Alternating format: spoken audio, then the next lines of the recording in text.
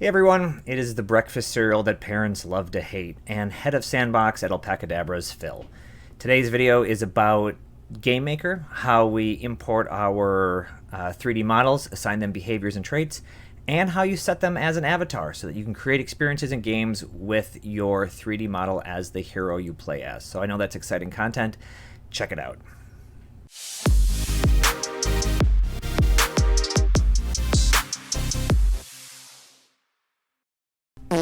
Everyone, we're booting up GameMaker right now for the first time. In this tutorial series, we're going to drop our sad, broken-hearted Paca Steve Wilbury into the experience. We're going to show you how to add some basic speaker mechanics to him to talk, and also show you how to make him your avatar in the game. So avatar functionality across all of Sandbox hasn't happened yet, right? So we can't... the avatars you can make in the avatar creator are limited to the templates they have. I think there's a few that have been bridged, like World of Women and Doggies. Maybe Bored Apes has been bridged too, but for the most part, you are really just using the avatar creator. But that doesn't mean you can't create a game and publish a game that your Paca is actually the hero of. So anyone who comes in to play your game, or while you're playing your game, you play as your Paca, and I'll show you how to do that. And it's actually very easy to do. So at this point, you see that there is nothing in my folder. This is the first time I've been in here. I'm going to create a new thing, and I'm going to call this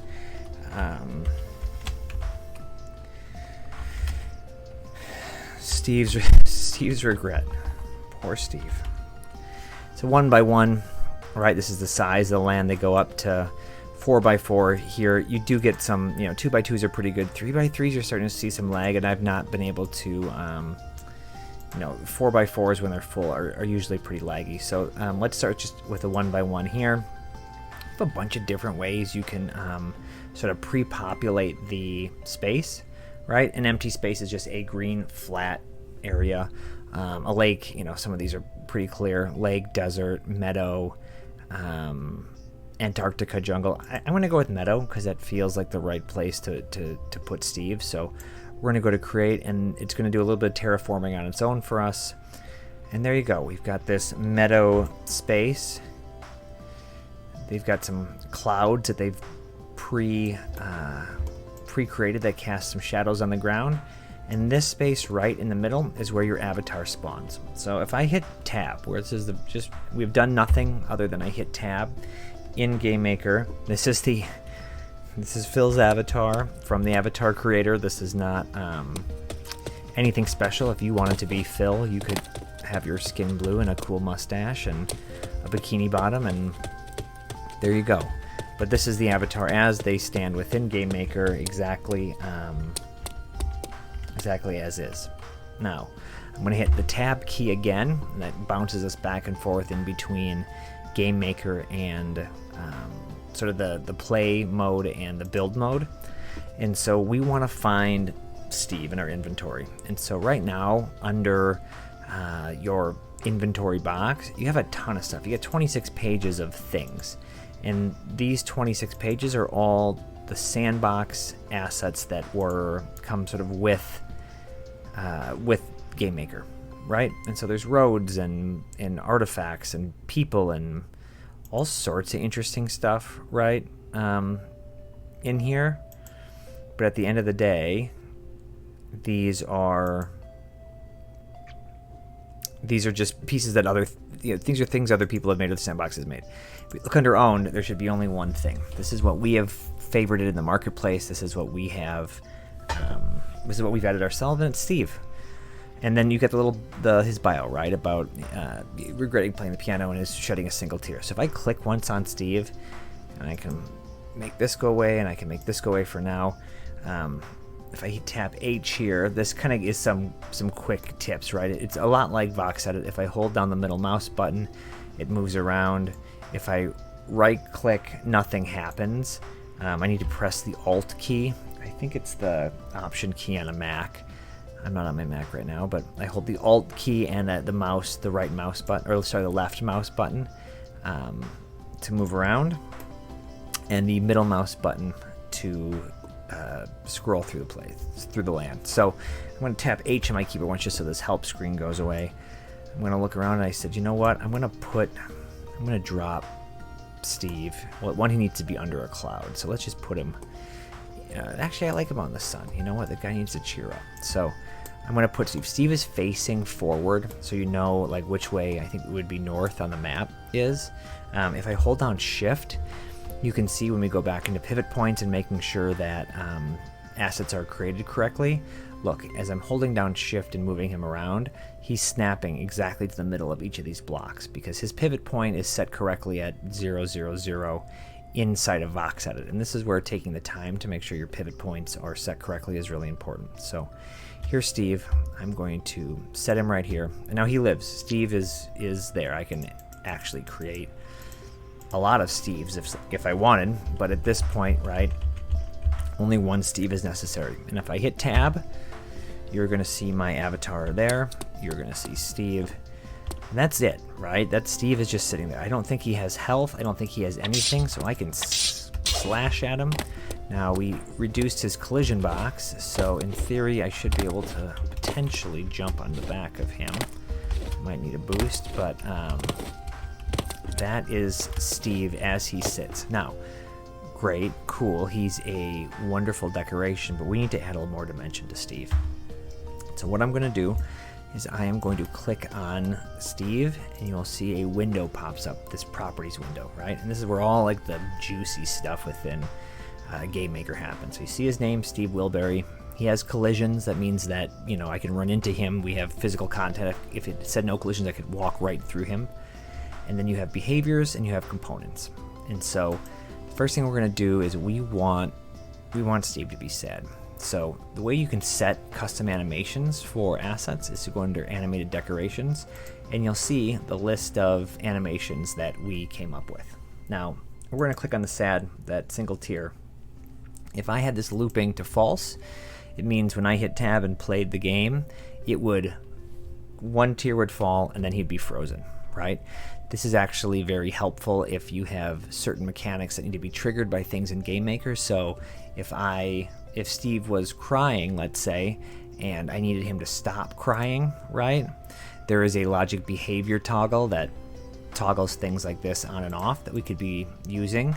But for right now in this simple tutorial, I just want Steve to cry. I want him to cry endlessly, right?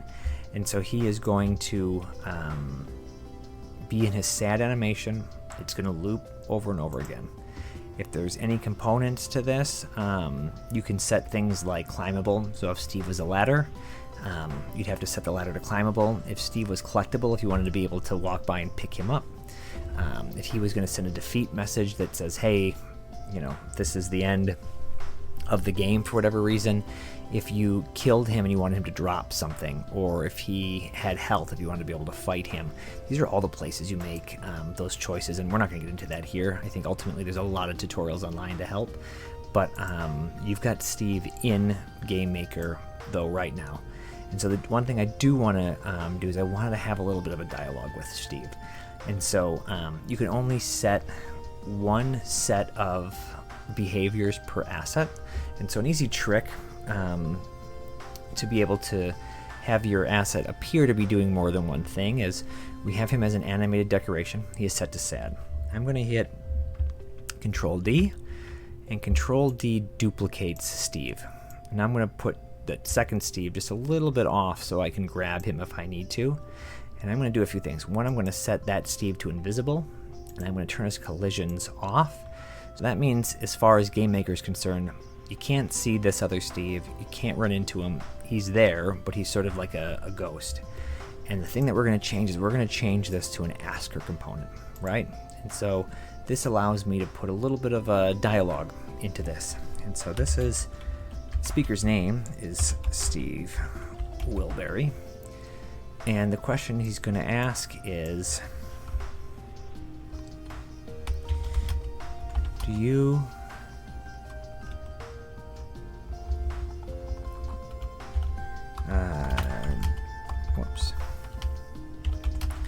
do you feel sadness like I feel sadness? Steve is miserable, right? He's going to standing there crying. And so these are then choices that you can answer, right? Or you can sort of pick as a response. And I'd say, one of them is nope. My meds are working. Another option I'm going to say is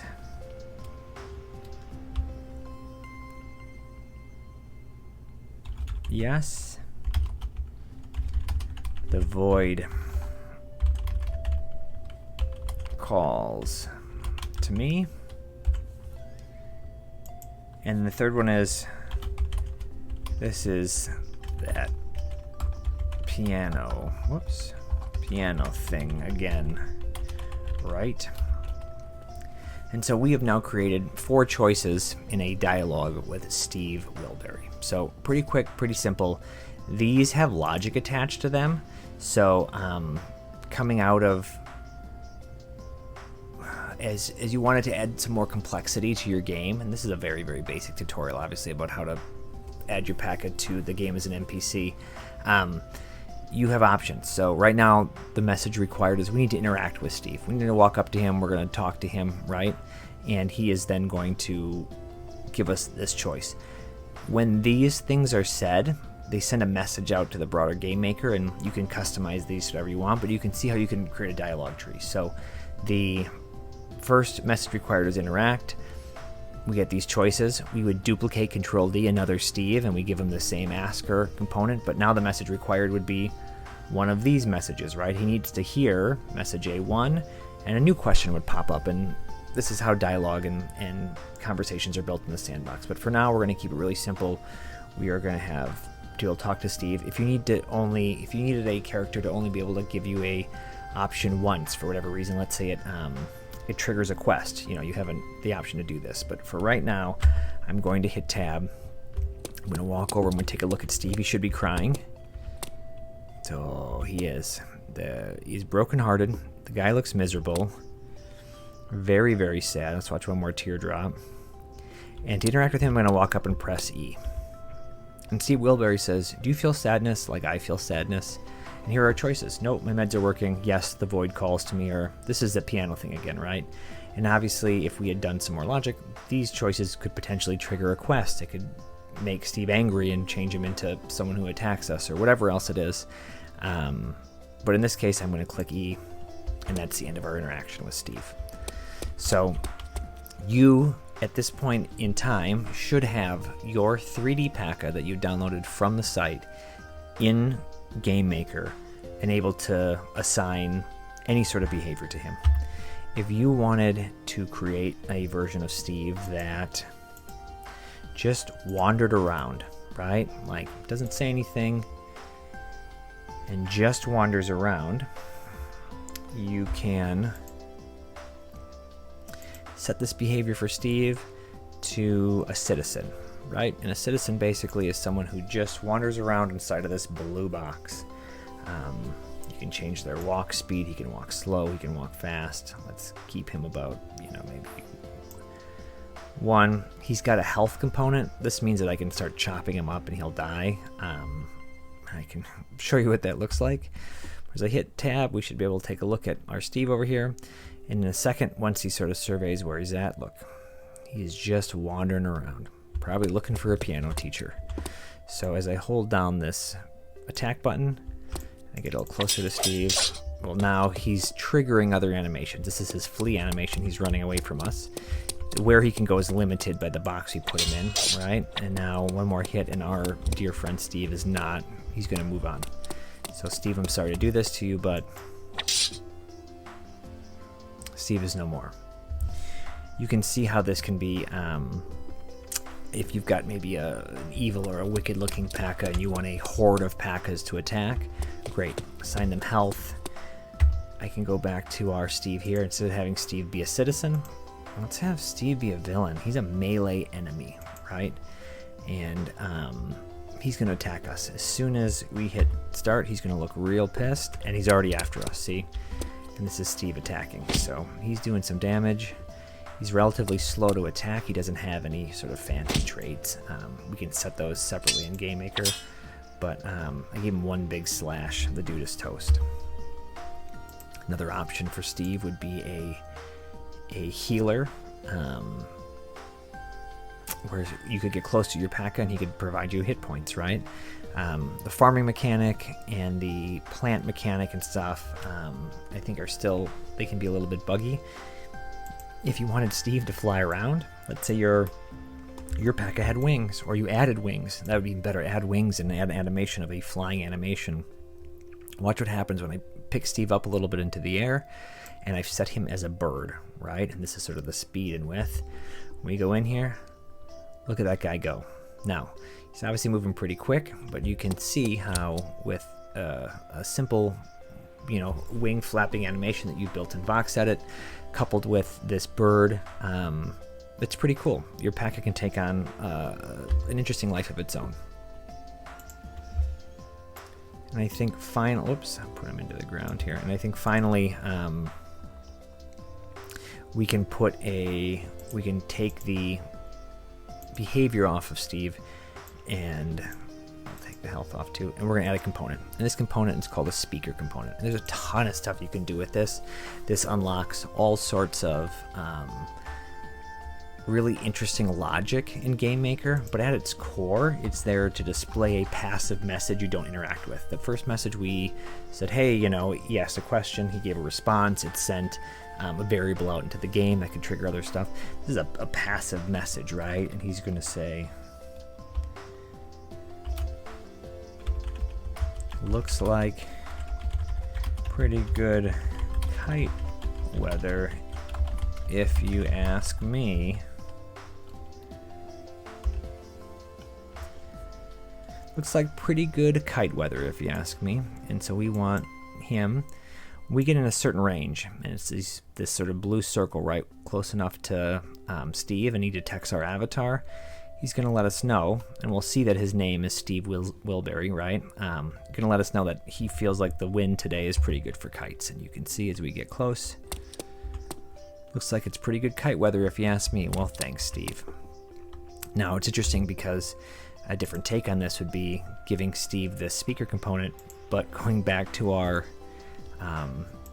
animated decoration, what if we gave him the death pose? And so what's that going to look like? Well, he's had a rough day. Maybe he's a little depressed. What does he have to say if I get close? Looks like pretty good kite weather if you ask me. I don't know, Steve. It doesn't look good at all for you. So there's some basics on how to add your avatar as an NPC, give them some components. The last thing I want to share, I think a lot of you will find exciting and cool, which is setting Steve as your actual playable avatar. And so what I'm doing here, and I'll go back and show you, is under the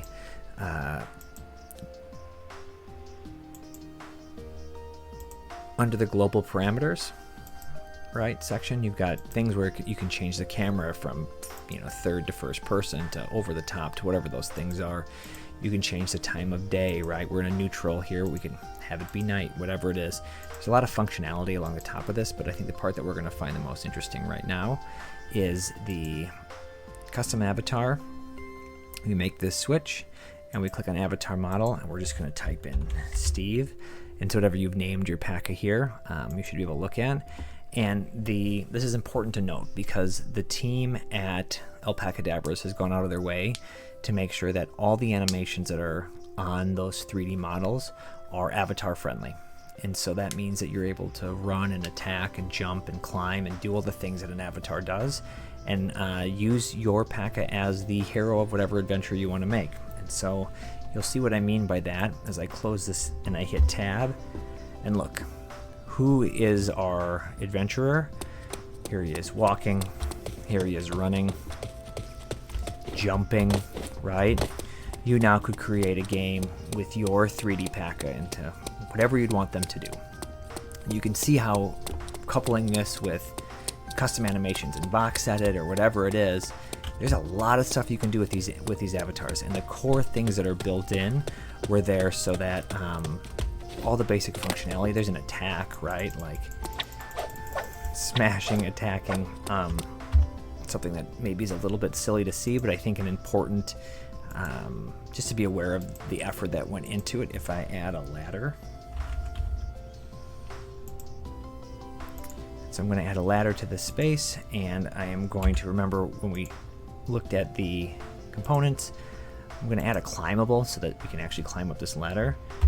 Check out what happens when you walk up to this ladder as Steve. Steve climbs the ladder.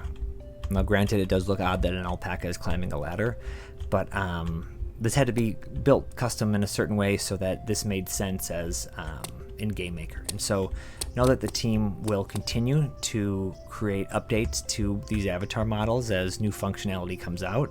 I think re-exporting the collection as new options become available is definitely on the roadmap. It's something we want to do.